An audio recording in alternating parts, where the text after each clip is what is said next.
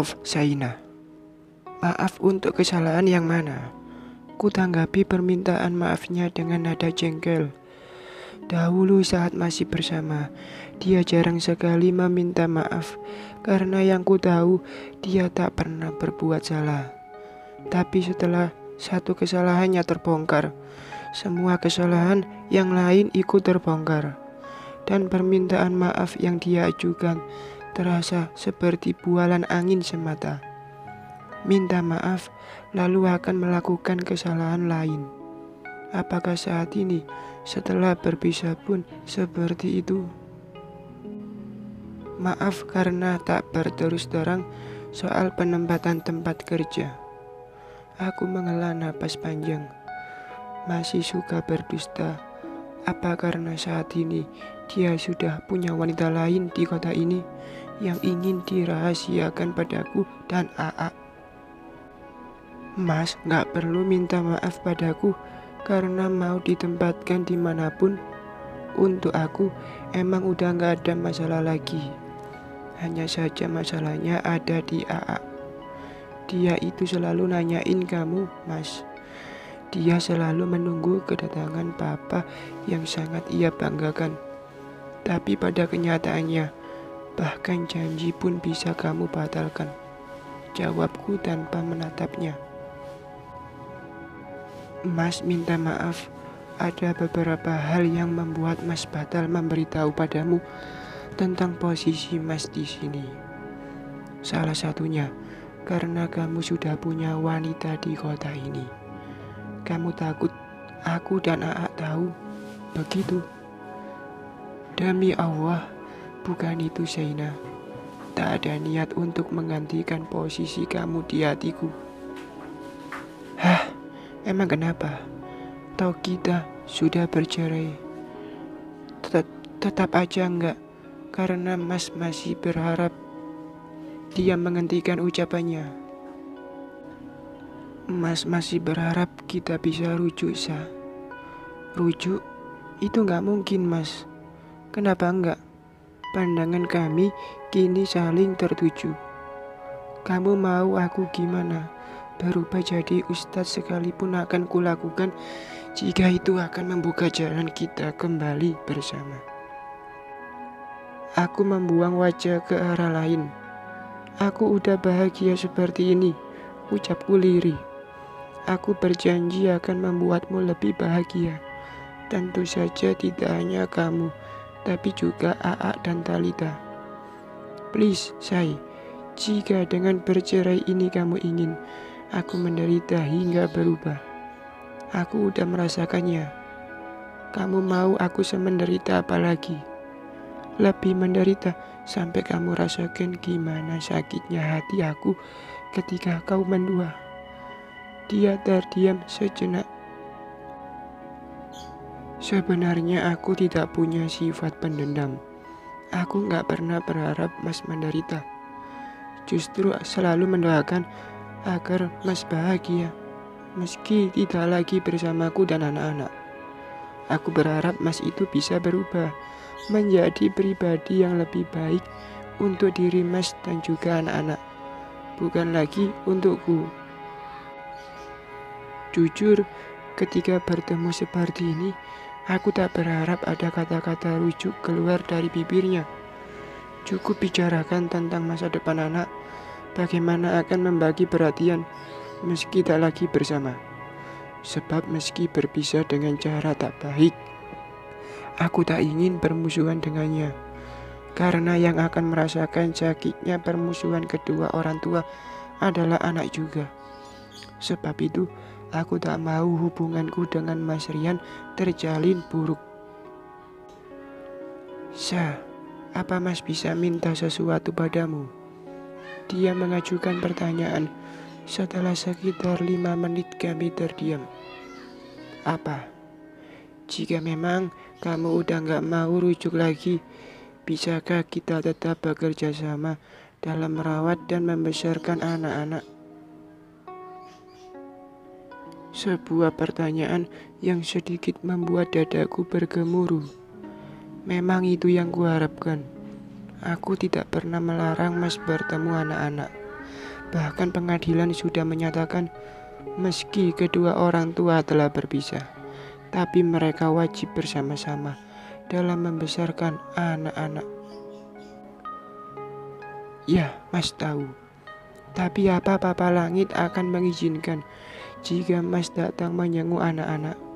Sementara tadi saja beliau sangat kesal dengan kehadiran Mas di sini. Papa tidak ada hak untuk melarangmu bertemu anak-anak, Mas. Kecuali jika kamunya yang gak mau datang. Iya. Aku mau ajukan satu pertanyaan lagi. Ajukan saja. Mas Rian tampak menarik napas panjang. Apa ada seseorang yang sudah mengisi kekosongan hatimu? Mas pikir aku ini wanita murahan. Belum lepas masa idah darimu, sudah menyukai lelaki lain. Dia sedikit membelalak, tapi detik berikutnya seperti terlihat lega. Syukurlah kalau memang gak ada. Mas hanya gak ingin anak-anak kita mendapat ayah sambung dalam waktu yang sangat cepat. Aku memilih diam menanggapi ucapannya itu. Dia pun kemudian tak lagi berkata, sampai akhirnya Mas Hakim hadir di antara kami. Gimana operasinya, Sah? Belum selesai, tanyanya tanpa menyadari jika di sebelahku ada Mas Rian. Belum selesai, Mas. Wajah Mas Hakim kini tertoleh ke sampingku. Ada Mas Rian. Apa kabar, Mas? Mas Rian bangkit dari duduk dan menyambut uluran tangan Mas Hakim. Baik, sudah lama di sini. Baru sekitar 1 jam yang lalu. Apa kehadiran saya sedikit mengganggu? Tanya Mas Hakim melihatku dan Mas Rian secara bergantian. Enggak kok, Mas. Dengan cepat aku menjawab. Oh, syukurlah. Kenapa kalian berdua di sini? Siapa yang mendampingi AA di dalam? Harusnya aku, Mas. Tapi tadi aku ke musola sebentar. Ya udah, masuk aja sekarang ke dalam. Kasih tahu perawat kalau udah siap mendampingi. Nggak apa-apa, Mas. Operasinya juga udah jalan kok. Saat sedang berbicara, pintu ruangan operasi terbuka. Kami terkesiap dan langsung mendekati dokter yang keluar dari ruangan itu. Rupanya ada dokter Hakim juga. Siapa dokter ortoped yang menangani AA menyengaja datang. Gimana keadaan anak kami? Aku dan Mas Rian terhenyak saat mendengar Mas Hakim menyebut AA dengan sebutan anak kami. Sudah menikahi ibunya? Tanya dokter itu, menyambung guyonan Mas Hakim. Mungkin karena merasa ada Mas Rian, jadi Mas Hakim sedikit mengerem guyonannya. Dia hanya tertawa. Entah kenapa wajahku justru tertuju pada Mas Rian. Lelaki itu tampak menunduk. Operasinya berjalan lancar, tapi AA belum sadar sepenuhnya. Jadi masih akan dipantau dulu selama beberapa jam. Baru nanti akan kita dorong ke ruang rawatan. Baik, Dok. Terima kasih sudah melakukan yang terbaik. Sama-sama. Mari saya tinggal dulu. Iya, silakan, Dok. Mas Hakim langsung minta izin masuk ke ruang OG. Aku pun mengikutinya. Tapi Mas Rian memilih tinggal di luar. Ku biarkan saja seperti itu dan tubuh lanjut berjalan ke ruang pemantauan untuk melihat kondisi AA. Perlahan aku mendekati ranjang lalu mengecup kening AA lembut. Lekas sadar sayang, supaya kamu bisa melihat Papa, karena Papa ada di sini, bisikku di telinganya. Entah kenapa aku seperti yakin jika hal ini akan memacu kesadarannya. Mas Hakim berjalan ke sebelahku. AA mirip sekali sama papanya ya? Pertanyaan Mas Hakim membuatku menatapnya. Iya, aku yakin Pasti AA akan sangat bahagia jika tahu papanya menyenguk. Iya mas, Mas Hakim justru tersenyum. Tidak hanya AA yang bahagia, tapi saya rasa ibunya juga. Iya kan? Aku memiringkan bibir mendengar dia lagi-lagi ingin membercandai hingga terdengar sebuah suara menyapa lemah. Mah, wajahku seketika menatap AA yang ternyata mulai perlahan membuka matanya. Alhamdulillah, AA udah sadar. Papa mana? Ada di luar nak. Nanti ketemu kalau udah dipindahkan ke ruang rawatan ya. AA mengangguk lemah. Mas Hakim pun meminta agar anakku segera dipindahkan ke ruang rawatan. Tapi saat kami keluar, aku sudah tak lagi melihat Mas Rian. Kemana lelaki itu? Mana Rian? Tanya mama nyaris berbisik saat menemani AA dipindahkan ke ruangan. Gak tahu mah, tadi ada di depan, oke. Tapi pas aku tinggal sebentar masuk ke dalam, dia udah gak ada. Apa mungkin dia pulang? Tadi soalnya papa bersikap kurang baik. Gak mungkin pulang mah, palingan ke kantin. Coba kamu cari, kasihan, nanti pasti AA pengen ketemu.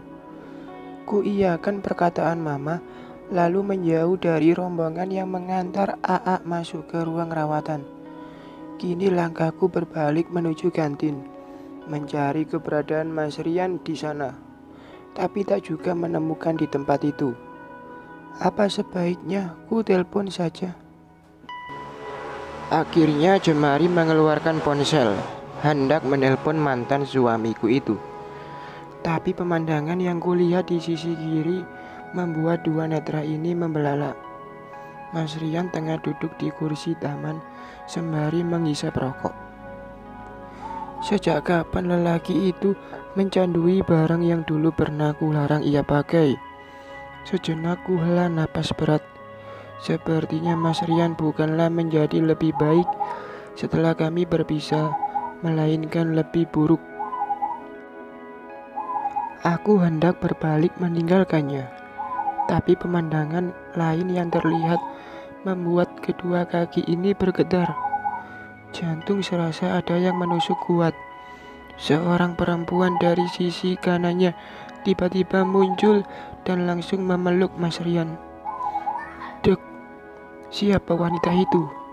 Kenapa dia sangat berani memeluk seorang lelaki di depan umum? Bersambung.